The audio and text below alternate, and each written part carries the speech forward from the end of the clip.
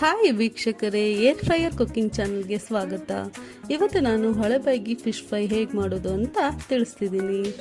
ಇಲ್ಲಿ ನಾನು ಸುಮಾರು 1 kg ಹತ್ತಿರ ಆಗುವಷ್ಟು ಹೊಳೆಬೈಗಿ ಮೀನನ್ನು ಕತ್ತರಿಸಿ ಕ್ಲೀನಾಗಿ ತೊಳೆದಿಟ್ಕೊಂಡಿದ್ದೀನಿ. ಈಗ ಈ ಮೀನಿಗೆ ಒಂದೊಂದೇ ಮಾರ್ಕ್ ಮಾಡ್ಕೊಳ್ತಾ ಇದ್ದೀನಿ. ಹೀಗೆ ಅಷ್ಟು ಮೀನಿಗೆ ಹೀಗೆ ಕ್ರಾಸ್ ಆಗಿ ಮಾರ್ಕ್ ಮಾಡ್ಕೊಂಡಿದ್ದೀನಿ. ಈಗ ಫ್ರೈ ಮಸಾಲೆಗೆ ರೆಡಿ ಮಾಡ್ಕೊಳ್ಳೋಣ. ಮೊದಲಿಗೆ ಒಂದು 10 ಕೆಂಪು ಮೆಣಸಿನ್ಕಾಯಿನ ತಗೊಂಡಿದ್ದೀನಿ. ಈ ಮೆಣಸಿನ್ಕಾಯಿ ಖಾರ ಹೆಚ್ಚಿಲ್ಲ, ಅದಕ್ಕೋಸ್ಕರ ಜಾಸ್ತಿ ತಗೊಂಡಿದ್ದೀನಿ. ನೀವು ಬೇಕಾದರೆ ಖಾರ ನೋಡಿ ತಗೊಳ್ಳಿ. ಅದಕ್ಕೆ 2 ಚಮಚ ಆಗುವಷ್ಟು ಕೊತ್ತಂಬರಿ ಬೀಜ, ಒಂದು ಸಣ್ಣ ಉಂಡೆ ಹುಳಿ, ಶುಂಠಿ ಬೆಳ್ಳುಳ್ಳಿ ಸ್ವಲ್ಪ, ಹಾಗೆ ಒಂದು ಅರ್ಧ ಚಮಚ ಆಗುವಷ್ಟು ಅರಿಶಿಣ, ಸ್ವಲ್ಪ ಕರಿಬೇವನ್ನು ತಗೊಂಡಿದ್ದೀನಿ.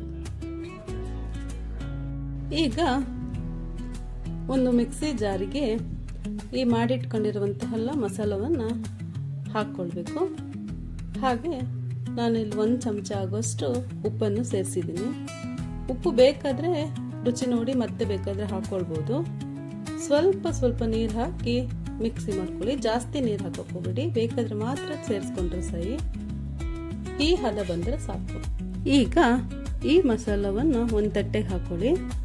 ಒಂದೊಂದೇ ಮೀನಿಗೆ ಮಸಾಲವನ್ನು ಸಮವಾಗಿ ಹಚ್ತಾ ಒಳಗಡೆನೂ ಹಾಕಿ ಚೆನ್ನಾಗಿ ಒತ್ತಿ ಹಚ್ಕೊಂಡಿದ್ದೀನಿ. ಮೀನಿನ ಒಳಗಡೆ ಹೊರಗಡೆ ಚೆನ್ನಾಗಿ ಹಚ್ಚಿದ್ರೆ ಮೀನು ಫ್ರೈ ರುಚಿಯಾಗಿ ಬರುತ್ತೆ. ಇದನ್ನ ಒಂದು 15 ನಿಮಿಷ ಹಾಗೆ ತೆಗೆದಿಡಬೇಕು.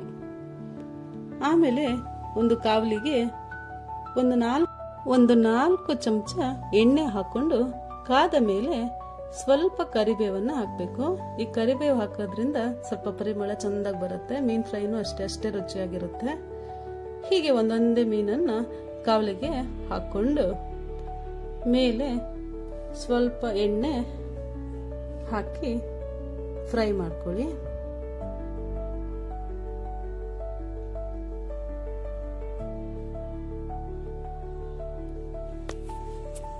ಹೀಗೆ ನೀವು ಒಂದ್ಸತಿ ಟ್ರೈ ಮಾಡಿ ನೋಡಿ, ತುಂಬ ರುಚಿಯಾಗಿ ಮೀನು ಫ್ರೈಯನ್ನು ಮಾಡ್ಕೋಬಹುದು.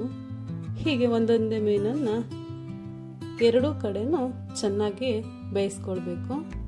ನಮ್ಮ ಕಡೆ ಎಲ್ಲ ಬೇಯಿಸ್ಬೇಕಾದ್ರೆ ಕಣ್ಣು ಹೊರಗೆ ಬಂತಂದ್ರೆ ಅದು ಆ ಭಾಗ ಬೆಂದಿದೆ ಅಂತ ಹೇಳ್ತಾರೆ. ಈಗ ನೋಡಿ, ರುಚಿಯಾದ ಹೊಳೆಬೈಗಿ ಫಿಶ್ ಫ್ರೈ ರೆಡಿ.